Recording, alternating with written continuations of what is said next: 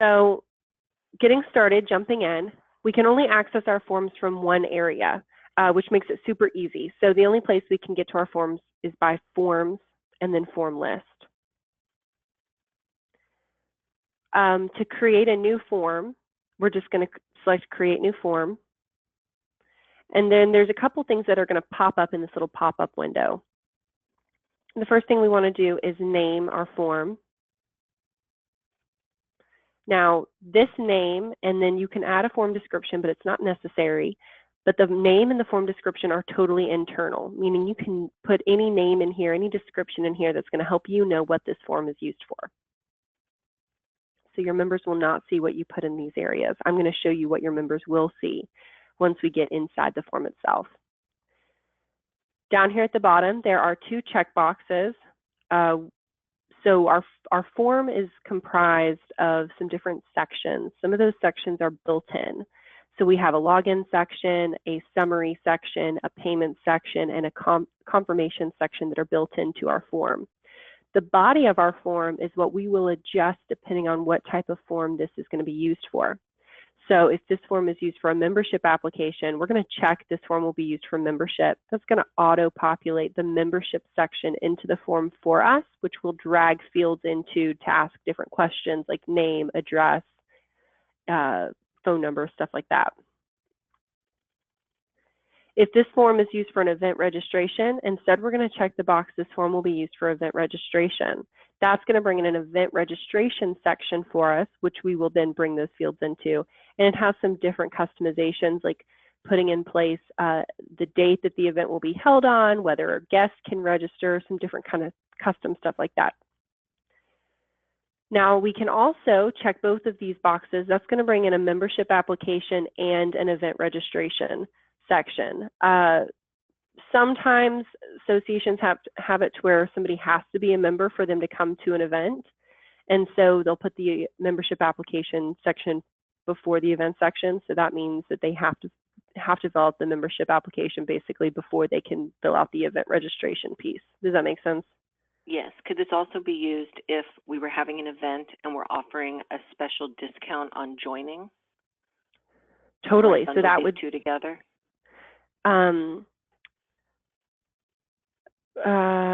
So we can't do discounts on membership, and that would be a discount on membership. So technically, or a discount on the event if they join. Yes. Yes, we could do that by creating a discount code, which we could give them in the membership application section. Yeah, we could definitely do that. So then the last type of form that we can create in here would be like if this was not for membership or for event registration. So let's say you just had a survey or a donation partnership form. Basically, if you come in here and you go, well, it's not for membership and it's not for an event, then don't check either one of these. There's a general section that we can bring into our form, and that general section will basically house any other type of form. Make sense so far? Yes. Since this is going to be used for membership, I'm going to go ahead and check that this form will be used for membership, and I'm going to save. Now, the second that we create this form, it's going to bring us into the form builder, but before we start talking about this, I want to back up for just a second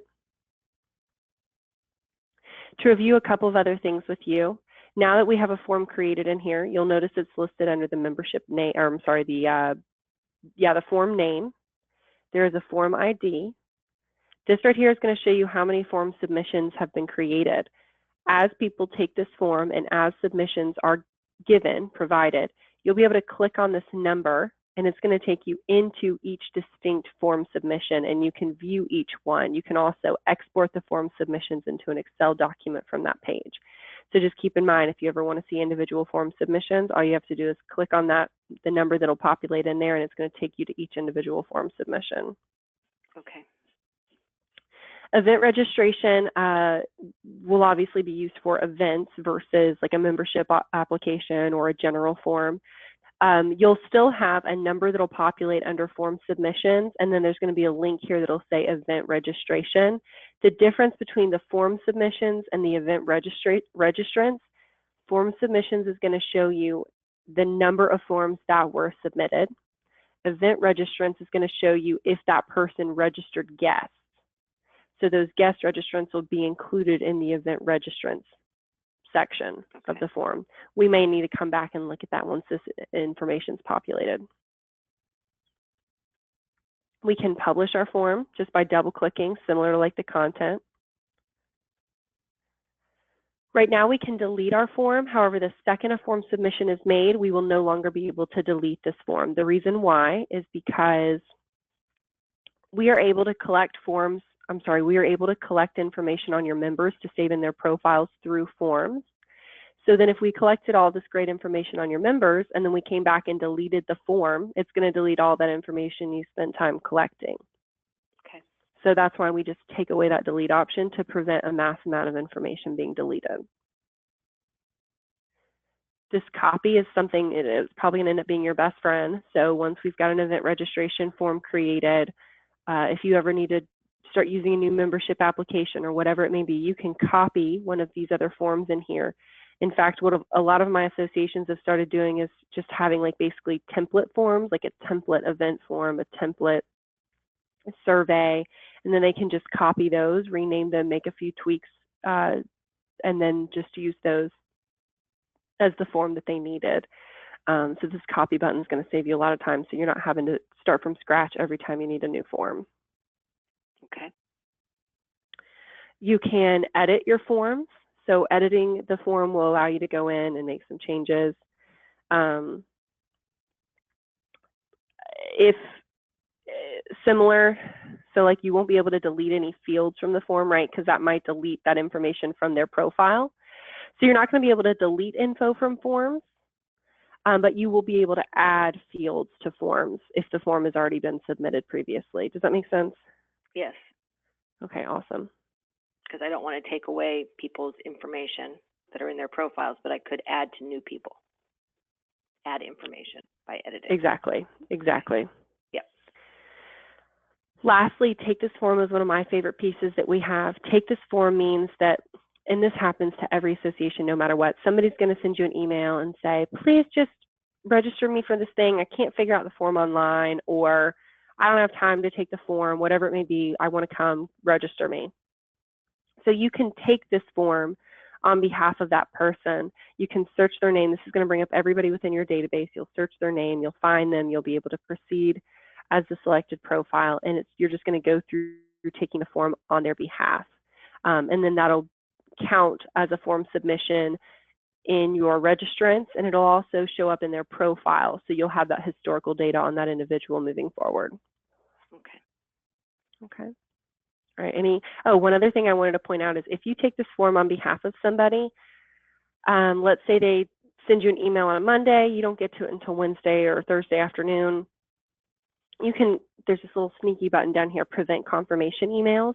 That'll prevent them from getting an email letting them know that it took you 2 or 3 days to register them. Oh my God, I love that. Little sneaky button for you. I need one for my board. I need one for my membership. Okay. I love that. Awesome. Any questions so far, or does that seem pretty straightforward? It's pretty straightforward. Okay, awesome. All right. So now we're actually going to go into the form builder itself. And so I'm just going to come back out of here, cancel. And I'm going to select edit, which is going to bring me back into that form builder. The form builder is comprised, you see here, of 2 different columns. I want to start by looking at the column on the right-hand side. So this column has all of the different sections that make up your form. It's kind of like a rough draft, so it's just not pretty yet. We haven't put any of the, there's none of the bells and whistles. It's just very straightforward, the fields that you're asking, and that's about it. So it's comprised of those built-in sections like I had mentioned previously. So you've got your login section. The login section has like an existing users, if you already have an account, sign in here. If you're not a user, or if you're not an existing user, put in your email. It's going to prompt them to create a password. And at that time, it'll create a prospect profile for that individual. What's awesome about that is you'll have historical data on that prospect profile. So a year from now, let's say you had some individuals that were not members come to your 2017 conference, you'll be able to search those people, send them an email before the 2018 conference and say, hey, we saw you guys came to the 2017 conference. We'd love to see you again. Just want to let you know that it's opened up to the public. Register here or something like that. Okay. Now, a couple of things I want to point out before I continue to move forward. I mentioned that this membership application is not what your members will see, right? So that's the name that you gave the form. Right. The name that your members will see before every section in the form will be whatever's on these little tabs. So when they get ready to come into the login section, they'll see login. When they get ready to come into the membership section, they'll see membership. Now you can customize these titles. So I'm going to select properties for this login section. This actually is going to show me over here on the left-hand column what customizations I have to the login section as a whole. So you'll notice that's under our element properties tab. I'm going to talk more about these 3 individual tabs here in a little bit, but this is something I wanted to point out as we start to walk through these sections on the form. Mm-hmm. So if I didn't want it to just say login, maybe I wanted to say login, please. You'll notice now that's going to update in my tab, and that's going to be what the member sees as they move into the login section.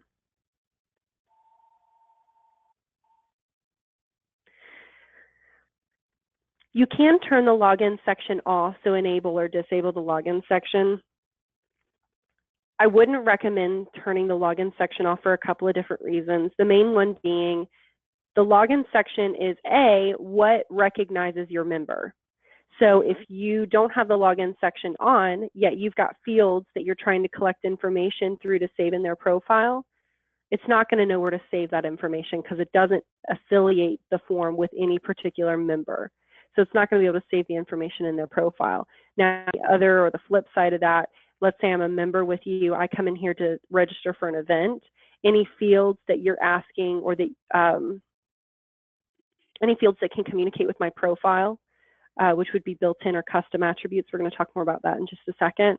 That's going to actually auto-populate those fields from my profile. So it'll prevent me, if I'm a member, from having to fill out fields that I know you already have about me unless the information is changed. Okay. Now, if you do a survey that's anonymous, so you might want to turn the login section off, which brings me to another great point. If you turn the login section off, once again, not only can it not recognize your members' profiles, but it also is just going to bring in the form submissions as anonymous. So you really have no idea who even submitted the form unless you dive into the form details and see what they provided, like what their name was. But all in all, I always kind of joke and say 10 times out of 10, you really want to leave the login section on. Yep. You can change what type of users can take this form. So if it's only for existing users or only for new users, you can do that. Like if I say this is only for existing users, it's going to take away the new users piece. Okay. And then you can allow multiple submissions to your forms. I always point this out because if you create a donations form, you definitely want multiple submissions because if people want to donate to you, 25 times a year, hey, go for it. For the membership application, I would limit this to only allowing 1 submission. Yes. Somebody doesn't need to fill out a membership application multiple times. Same thing with events. And yet they do. Right, because they forget or, they think maybe they did it wrong. In. Yeah, exactly. Lots of different stuff. If they do, but I'm going to turn it off so they can't. And never mind. I was going to say if they do, is there a merge and purge button? But I'm not going to let them make multiples of membership. Exactly, yeah. And there's not a merge and purge button. That has to be kind of monitored manually. Well, hopefully this will keep them from creating more than 1 membership profile. Exactly. The only thing with that is and this is something that I cannot find a solution for, we mark your members based on their email. So if somebody tries to create a new profile, if they're like, oh, I'm a new user, this doesn't look familiar, it's going to look at their email address. And if there's already a profile that has their email address, it's going to say, nope, you already have a profile, please sign in. But sometimes if they haven't used that email. Right. People have multiple emails. I do. Yes. Yeah. I do too. And so if they have multiple emails, and if they're like, gosh, I don't want to, I can't remember my password. I don't have time to reach out to anybody. I'm just going to do this. Then they can use a different email address, and that's not something that we can really prevent them from doing. But hopefully, the level of people that do that in every association varies. So hopefully we're going to make it really easy on them. We're going to send out a welcome email with their username and password in it, and with the username in it and a link for them to reset their password. And we're going to send that out in the welcome email, every notification that we're going to send out in regards for them paying their dues, that's going to be in there. So hopefully we can decrease that as much as possible. Okay. So that's our login section. Next is our membership section. So once again, I can look at the properties for my membership section. There's a couple little things here. If I wanted to actually call this membership application, I can type this in. Now, not only can I select properties to see what we can do to this section on the form, I can also select these individual fields on the form. And these items are going to let me change the element properties as well. So if you don't like that this reads, choose a new member type below to join as a new member, maybe you want to give more specifics on what your member types are, descriptions of the member types, how much those member types pay, you can always select that field and edit the new member text. And that's going to allow you to change what this reads. And this is just the WYSIWYG editor, just like what we used in our content training. All right. This, I think, seems overwhelming. But for me, I know I could never remember what all of the elements are to all of the fields and sections on our forms. So if you ever are like, it just isn't sitting with me well, I just don't like how this appears, you can always click it and see what the form offers you. So you don't have to remember all of this stuff. The form's going to tell you exactly what you can and cannot do. Okay. Now the member types, this is going to be the drop down where they get to select what member type they are applying for. So right now I want to go ahead and edit the member types. And would I they put can descriptions in at this point for each? No. Okay. You would put the descriptions in this area. So like edit new member text. So you could say sustaining, and then you could give a brief description. Okay. Plus so they can read pricing. through that and then move on to the next section, which is to select the member type that they've just read about that exactly applies to them. Okay. Exactly. And those member types are pulling from the member type settings. If you remember peeking at that during our database training, it's pulling from there, and it's also going to be pulling the pricing from there. So we don't actually have to put any pricing on the membership application. It's actually going to be pulling it in for us from the member types that we already set up. Now, our membership application can technically also be used for membership renewals. However, your members are going to be receiving those emails with the invoices attached that they can pay from the email. So it's a heck of a lot easier for them to just pay it from the email itself rather than take the membership application in place as a renewal form. One thing I want to go ahead and mention here though, so the way the system works is the second our system sends out that first notification with the invoice attached, so the second that the first notification goes out saying, hey, it's time for you to pay your dues renewals. Please let us know if you have any questions. Here's remit payment to information, or click here to pay with a credit card. That puts the member in their renewal period. So the notification goes out, the system automatically creates the invoice. It attaches a link into the notification automatically. The member gets it. Now they're in their renewal period. During the renewal period, the system recognizes that they have an outstanding amount that needs to be paid, and they can take the membership application as a renewal application. If they are not in their renewal period, so if they have not received the notification with a link to that invoice yet, the system is, if they try to click on membership application and it recognizes them, the system's going to give them an error. And it's going to say, whoa, why are you trying to take this membership application? You're already a member. It doesn't recognize that they're in the renewal period yet. So it will not let them use the application as a renewal application until they are in the renewal period. I said a lot of words multiple times. Did that make sense? Yeah. Yeah, okay. I try to stress that because it's a little bit of a harder like thought process to grasp because it's newer, but it is kind of the bread and butter of renewals. So, and then automatically renew. Let's talk about that. What do you mean doing auto renewals? Yeah, like is that automatic payment or just notification? Can we do automatic payments? So we can do automatic renewal payments. So like it just like it keeps their credit card on file and it'll just, but there is some additional paperwork that needs to be completed with Moolah, and there are some additional transaction fees. I don't know what they are, but I know it's a little bit more. I have kind of always said best practice is to not do auto renewals. And the reason why is in the past when I've seen associations try to do this, they'll have, I don't know, 15, 20, maybe more than that members whose credit card information has changed. Maybe they canceled their credit card. Maybe their credit card had expired. A number of, or maybe they come back and they say, I didn't want this credit card to be charged. I want this card to be charged. It ends up creating a lot of work for the association because now they're having to follow up on payment. They're having to kind of search down that person that needs to pay, or they're having to go back, do a credit memo for this amount of money on this credit card, and then reassign the payment on a new invoice to this card. Got it. Yeah, I can see all those things happening. Yeah, so that's why I would typically stay away from that. But that doesn't mean that doesn't mean it wouldn't work for your association. So if you feel like you know your members, then that might be why. Hold on one second.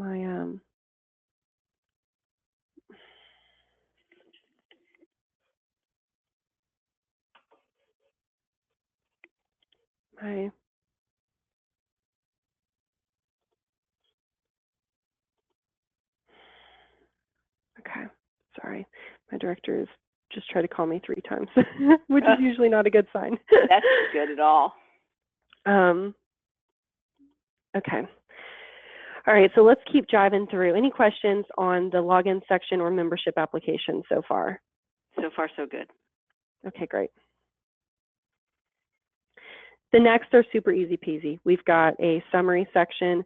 The summary section is just going to give them all of the different questions or fields that you've asked them, and it's just going to summarize the information that they provided. So if I selected properties for the summary section, I can turn this on and I can edit exactly what fields need to be reviewed. So right now we only have a few fields on the form. This is going to build out or be added to as we add more fields to our form. So we can select all of these for now if we want to. Then we have a payment section, same thing. We always need to make sure we set up this payment piece. We're just going to select properties. We'll select our Moolah payment processor. This is where those invoice templates come into play that we've talked about a lot during our database training. So we would need to select what invoice template we want used. Now for new members, we do need to create a new member invoice template. So this is going to say, hey, thanks for registering as a new member with us. Here's your invoice. Please pay, in the next 30 days. We look forward to you being a part of our association. Whatever you want to throw in there in that invoice template. And then, of course, you have the opportunity to send a reminder, a past due reminder, and a payment confirmation. But they won't be members until we receive payment. So there's a couple different ways we can handle that. If you don't want them to if you want them to pay at time of filling out this application, we're going to leave this toggle here the way it is. So enable pay later with invoice. This means they have to pay now with the submission of the invoice. If you want them to be able to come back later and pay at a later date, we're going to toggle this on. This means that they can pay later with invoice, which would put them in a member type. Right. And just have an open invoice they can come back and pay. For new member applications, I want that off, and for renewers, they can be invoiced, reminded that their renewal is up. Mm-hmm. So exactly. I will be able to do 2 different member types, new and renewing, and then just edit it to fit each one. Well, I recently actually had this conversation with another association because for some reason, all of his members renewed through the membership application. I have no idea why they chose to do it that way, but we set up a new member invoice template in here so they were receiving information as though they were a new member. If you have to combat that, if you see that you're having a lot of members renewing through the membership application, you might want to just have two different forms, one for new members, one for dues renewals. That way you have two different invoice templates that are being used. Okay. Does that make sense? Yep. Okay. I've never had that experience with any other association. It was really kind of bizarre. Most people will not renew through the membership application from what I've seen, like I said, except for this one particular association where every single member was for whatever reason. Maybe it was a link he was giving them. I have no idea. It was really bizarre. We still can't figure it out. It was just like their preference. So I don't know. The last section we have on our form is the confirmation section. And so the second that they submit the form, they're going to get this message here. Thank you, your form has been submitted successfully. Obviously, you might want this to be a little bit more specific versus so generic, so you can edit the confirmation page. I've just selected that field. Edit the confirmation page. So I have a letter that when new people join, I send them out a letter that says, thank you for joining the association. You can't be on our website until I receive a copy of your registration card. Here's information on how to access different areas of our website. Start using your benefits today. And all my contact information.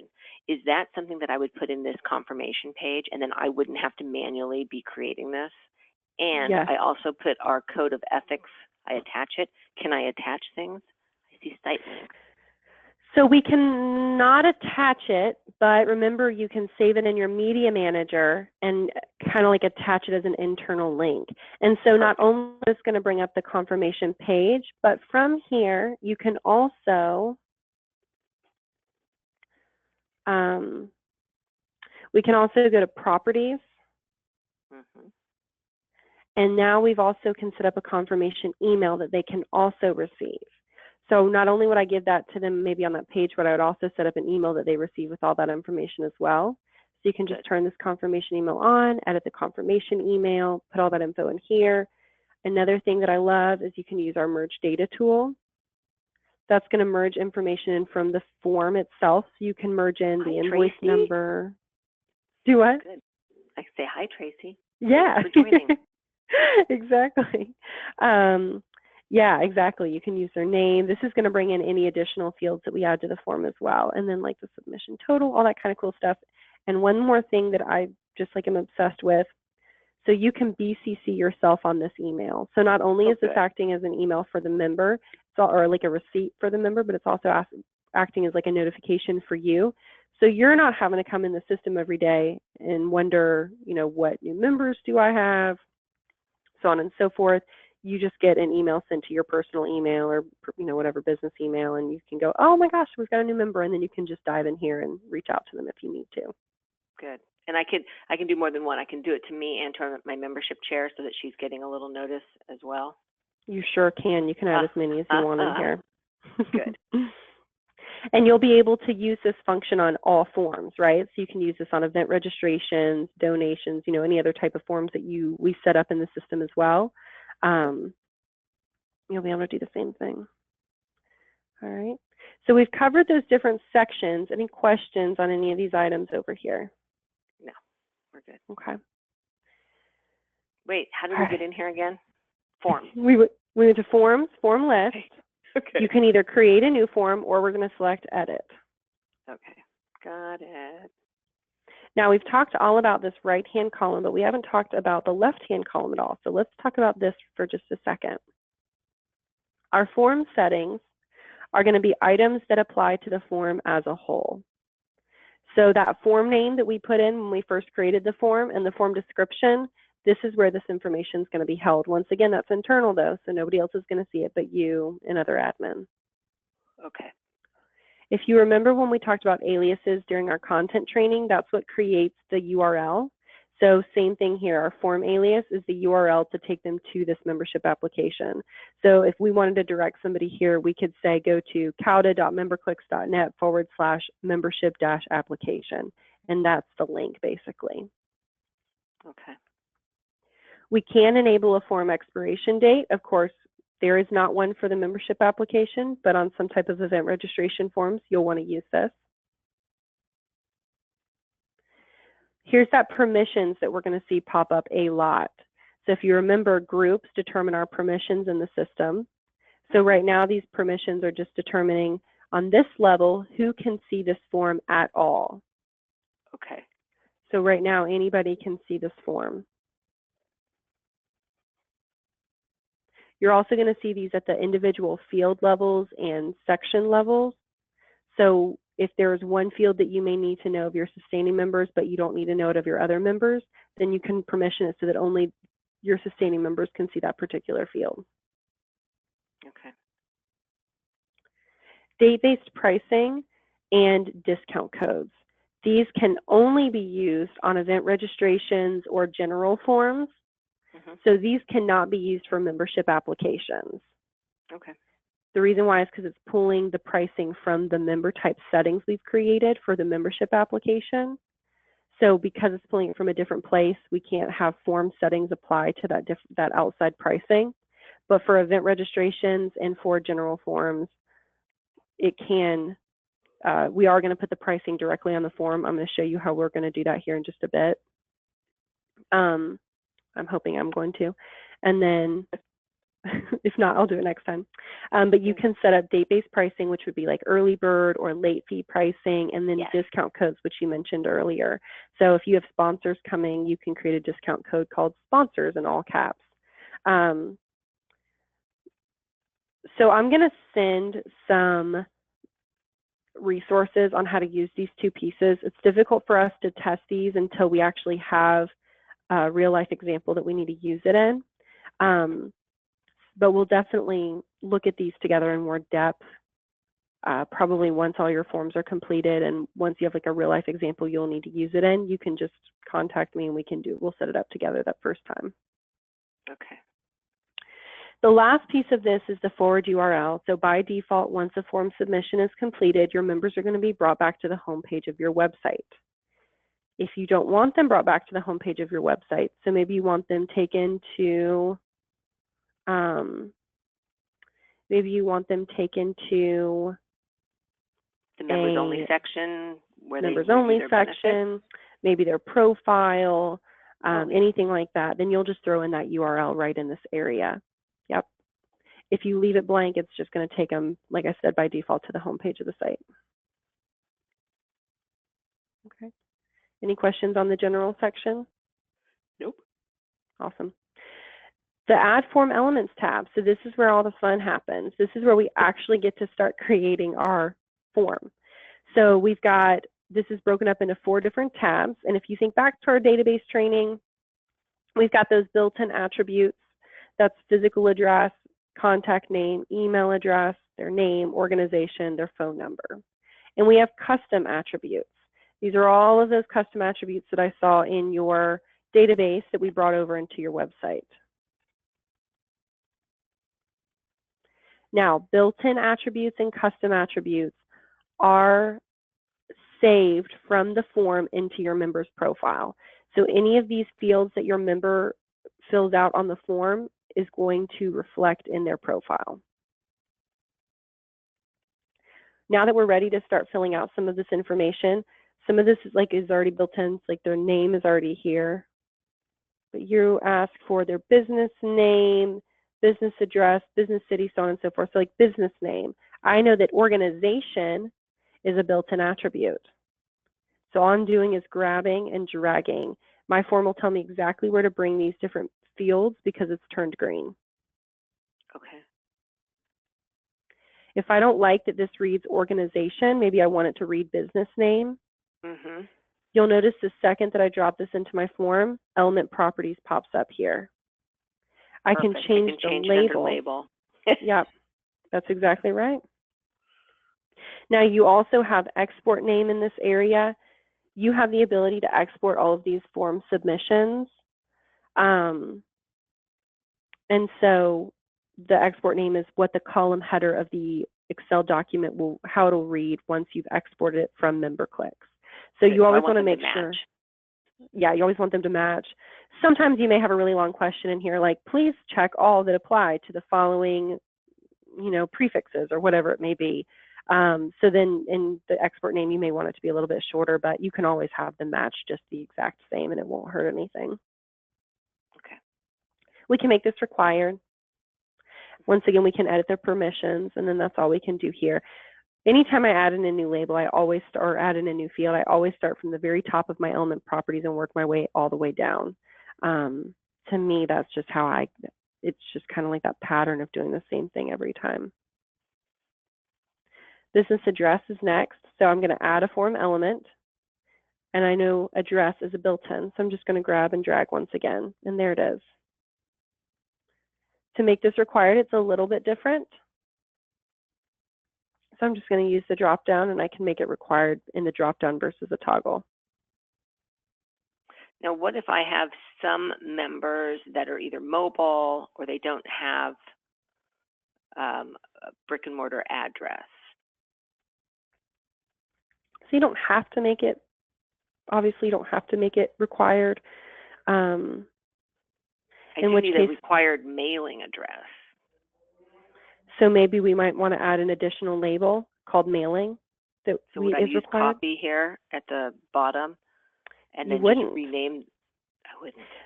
So this is really cool because this kind of shows us the relationship between those attributes, especially built-in and custom attributes in the forms. So if we wanted to create a mailing address, we would need to go under Database, Attributes, Physical Address. We're going to edit these settings, and we're going to add an additional label here and save. Now I can go back to that form, back into my membership form. And if I click on this address field, now see how I have a business and a mailing label? Mm-hmm. I'm going to make the mailing label required and the business just available. Okay.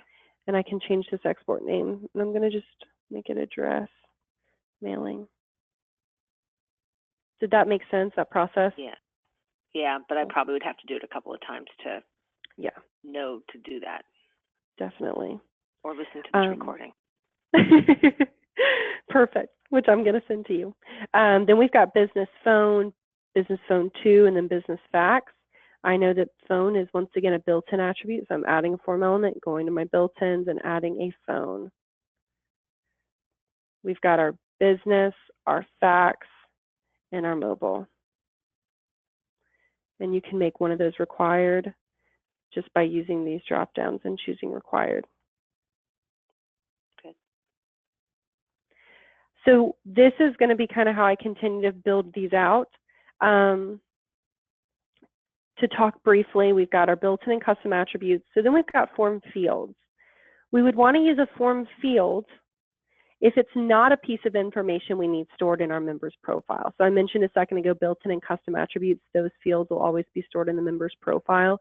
And just as a quick tip or aside from that, anytime you see this little guy's head next to the field on the form, that's letting you know this is saved in their profile. Got it. Adding a form field would be if we don't need the information saved in their profile. Some great examples would be pricing for an upcoming event. So we would, which I'm not going to get into today, we'll definitely schedule an additional time to talk about that because I don't want to get, I don't want to rush through it. It's an important piece. But basically, you're going to give somebody a selection set. Are you coming Monday of the conference, Monday and Tuesday of the conference, Monday, Tuesday, Wednesday of the conference? Those are going to be different prices. And you wouldn't need that pricing saved in their profile forever. You would just need it saved on the form submission to create the invoice with, which the forms will do. They will actually trigger an invoice to be created. So that's where we would use a form field. Another example would be if you have a luncheon and you need to know, do you want a ham sandwich, turkey sandwich, or veggie sandwich? You don't need to know for all eternity in their profile that for the 2017 luncheon, they chose a veggie sandwich. You only need that for the form submission itself.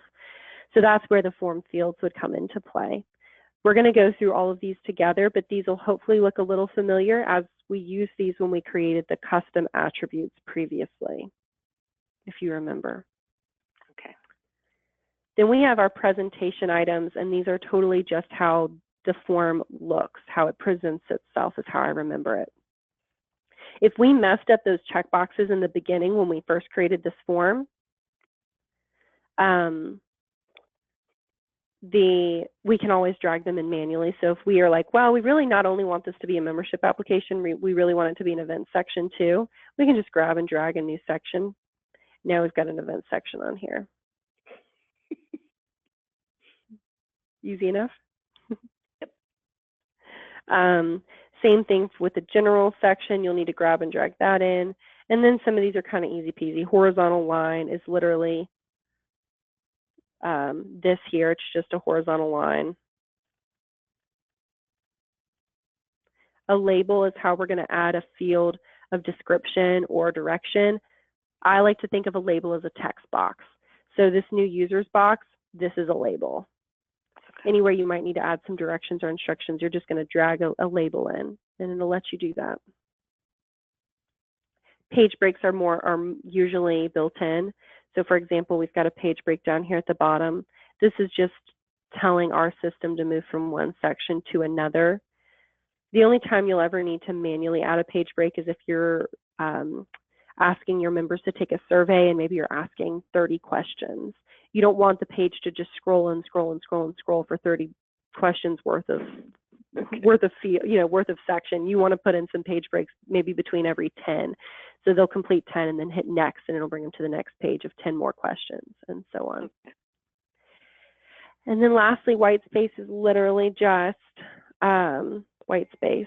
So once again, just can act as another separator. Okay. Okay. So I'm going to continue to build these out. I know you've still got a couple homework items from the database training and the content training, but if you have an opportunity, I would love for you to get in here and go set up these confirmation emails. Okay. Just setting up the confirmation page and then diving into the properties and actually putting in the verbiage that you want to be in that confirmation email and BCCing yourself and whoever else you might want to receive a copy of that email as well. So I'll have your forms probably built out either by the end of today or tomorrow. I'll send you all of them. And I am gonna have you test those forms so you know what they look like on the front end, but we're gonna talk about that on our next training as well. Okay, and then when I set up my confirmation emails, what font are you using so that we're uniform? Or does it even give me an option? It doesn't give you an option. It's just gonna be default. Then I don't have to worry about it. Nope. Okay, when's our next meeting? What's the rest of your week look like? Tomorrow I have an event, and then on Thursday I have a meeting. Wednesday looks good. Wednesday? Yeah. How about like 10 or 11 Eastern time? 11 Eastern is perfect.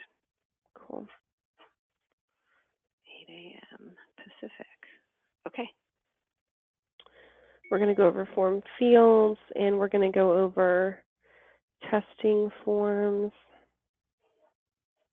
So we probably won't need the whole hour for that, but we can also start going through the Go Live checklist together.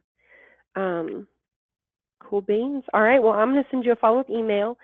Have some credentials in there, include our video.